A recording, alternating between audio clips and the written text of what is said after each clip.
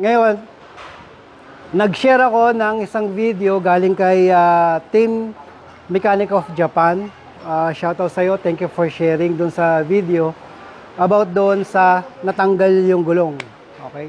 So panoorin muna natin mga boss. Hindi pa tayo sobrang layo, tatay. Ayan, so tanggal yung gulong. Oh my God, that's good we are safe. Ayan, so may karga pa silang motor. But still, oh Ayan, my so God, what's Ford happening? F-150. Ayan.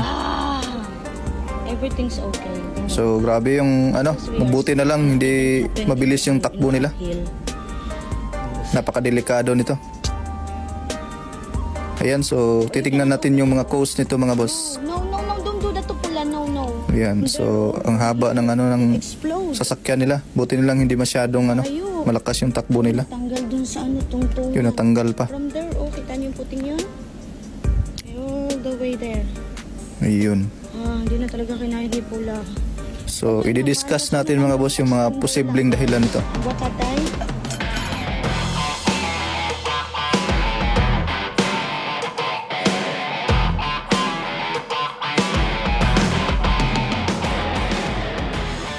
Natanggal yung gulong. Bakit natanggal yung gulong? Paano?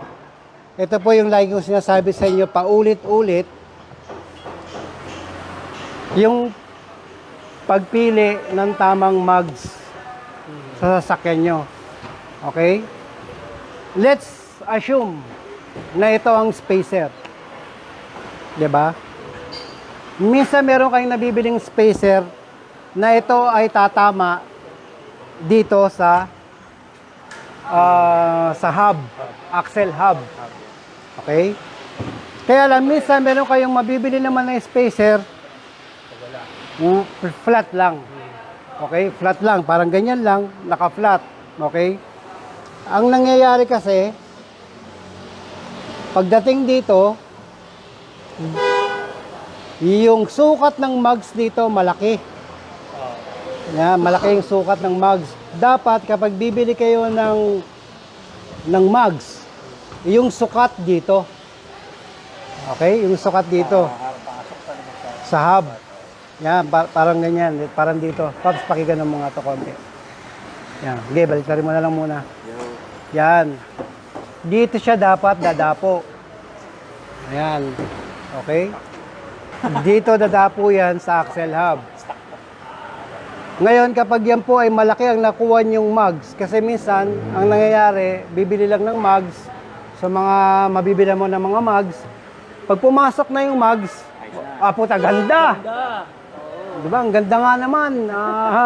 Bagay na bagay, sir. O, diba? Pero ang problema, pagdating dito, yung safety.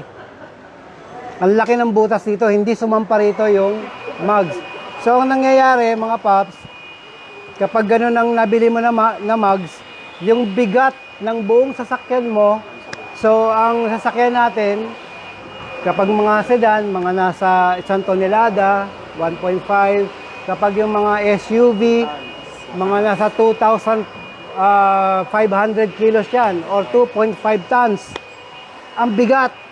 Ngayon kapag hindi po yan sumampa dito, ito po ang bubuhat ng iyong sasakyan. Nakasalalay lang yung bigat ng sasakyan mo sa stud. Copy? At higpit. So yun nangyari sa video. Dahil nga yung spacer na binili niya ay walang hub. Okay? Walang labi. Parang nakaganyan lang. So, ang tendency po niyan, halimbawa, pag hindi siya umabot doon, kakalog-kalog yan. Yan. Pag kumalog yan, doon na nagkakandalitsyo-litsyo yan. It's either na maputo lang lug nut mo or malus-thread yung spline nito. Or kumalas at tumalsik ang gulong mo, kagaya yung napanood yun doon sa video. Copy? Kaya tinan nyo mga pub, yung pag-educate natin, imagine mo yung na-disgrasya dun. Ibang lahi. Masyado pa naman tayong fanatic pag sa ibang lahi. Bakit sa Amerika, sa Japan, ganito, ganyan. Hindi po lahat ng tao nakakaalam. Copy? Kaya dapat maging aware doon sa safety ng ating sasakyan. Paps, kailangan na ba to? Baba bless na. Sige. Okay. Sakto. Alam ko na eh. Pop, yung kape ko ha. Okay? So, kailangan kapag bibili ng mugs, dapat po yan sukat. Kung hindi naman sukat, dapat merong centric ring na tinatawag. Huwag po yung plastic. Kasi minsan, may nabibili na mugs, ang nililibre nilang centric ring, plastic. So, dapat po yan ay metal. Okay? It's either na forged aluminum or katumbas.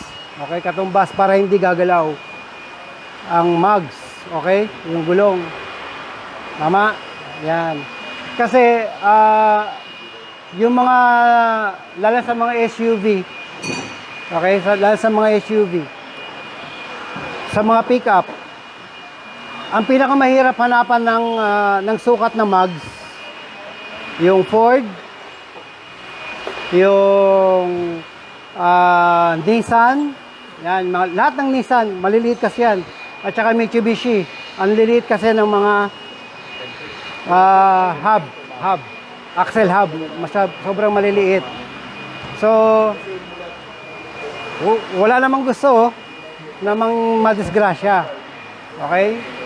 Yung self-satisfaction kasi minsan, yun ang inuuna. Pogi, ang ganda ng sasakyan ko. O, diba? So, dapat, sukat na sukat yan. Yun. Kadalasan yung mga nabibili natin mugs sa mga nagmamugs pagdating sa mga SUV, puro malalaki po yan. Halos ang sukat ay para sa karamihan sa mga high ace, sobrang lalaki. Ito ba yung Fortuner, yan, malalaki. Yan, yung mga ganito. Yan, yung mga ganyan. Halimbawa. So, dito pa lang malalaman nyo na pag binabaklas kung sakto o hindi.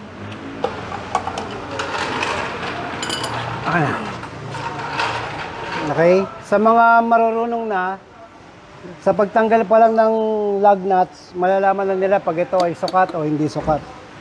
Sabihin ko na rin sa inyo mga paps. Para sigurado. Yan. So, ano ba yan? Kasalanan ba ng manufacturer ng mugs yan? Hindi po kasalanan ng manufacturer ng mugs yan. Copy? Involved din po kayo dyan sa merong dapat sisihin. Yung may-ari, kaya yung sinasabi nila na ignorance of the law excuses no one. Ganun din po yan. Kaya po kami, kung di nyo pa alam, pinapaalala na rin po namin sa inyo kasi hindi naman sasagutin nyo na nagbenta ng mugs. O, kasi nga, dapat kasalanan mo yan. Dapat alam mo yan. O, hindi naman po namin alam yan eh. Yan. Paano ko nalalaman kapag ito sakto na? Kapag tinanggal mo po lahat ng lug nut, babagsak sa'yo yan agad. Okay, pag sakto po yan sa wheel hub, yan po ay kinakalog pa bago bumitaw. Yan. Tingnan natin. Ayan, no? Nakaupo. Di ba? Kita niyo po yung marka ng ng wheel hub. Dito sa axle hub. Yan, nakaupo. Oh, yan. Sakto, tama. Copy? Hindi na kailangan hub-centric. Oo, di na kailangan ng hub-centric dito. So, yung pagkabit, yung pagkabit, medyo tricky to eh. Ang ginagawa ko dito, para may kabit ko ng maayos, dito ko pinapatong sa tuhod. Parang gaganyanin mo lang yan, Paps. Yan. Tamo, mahirap siyang ipaso kapag saktong-sakto. Yan. Copy? O, kabit. Hindi agad-agad nalalaglag kapag sakto yan dito. Sige, Paps, kabit mo na. Okay, so ganun lang mga Paps. Sana meron tayong nakuha kahit konting-konti lang. Yung safety nyo, mga Paps, kita nyo naman yung buti, hindi tumaob. Pag tumaob yan, todas. Yan. Kaya kakadalasan po yung mga nabibili nating mugs, ganitong sukat. Ang malalaki. Yan. Kita nyo ito ha, ito Toyota din. Pagdating sa bagong version, sa bagong model ng mga GT engine, maliit na. 100 na lang yata to. Maliit lang. Ang liit, di ba? Oh, pag bigyan mo ako ng pan-Toyota, yun ang ibibigay siya pan-Toyota. Pagdating dito, laki ng butas. Papasok talaga siya dito. Papasok ang mags dyan. Okay? Ang problema, yung safety. Okay? Basic lang yan mga paps, pero tignan nyo kung gaano naman kahalaga niya. Yung buhay, yun ang pinaka-importante sa lahat. At saka syempre, yung pag-iingat, okay? Maging mapanuri. Kaya dapat, kung ano lang ang sukat nun, yun ang pilitin yung gawa ng paraan, okay? Kung gustong-gusto nyo talaga yung mugs, kaya lang hindi sukat, di ba? So, kailangan centric ring. Kung talagang yun ang gustong-gusto nyo. Tapos, pa-wheel balance. Okay, huwag kayong basta-basta bibili ng mugs na hindi naman kasi sukat or hindi akma. Copy para hindi po tayo na didisgrasya. Okay, yun lang naman. So, sana meron tayong natutunan mga paps. Paulit-ulit lang tayo, nag-remind kasi may nangyari na naman. Okay? Huwag na sana natin pahintulutan na mangyari naman yun sa atin personal dahil lang makatwira ng mga iba ay yung sa akin nga eh. 10 taon ko nang ginagamit eh, mga ganyan, di ba? Sa akin nga eh. Di ba? Hanggang ngayon eh, buhay pa yung ano ko eh. Hindi pa naputok eh. Hintayin nyo pumutok, wala namang problema yan mga paps, di ba? Mga paps, kung bago lang kayo sa channel namin, mag-subscribe na kayo sa Master Garage.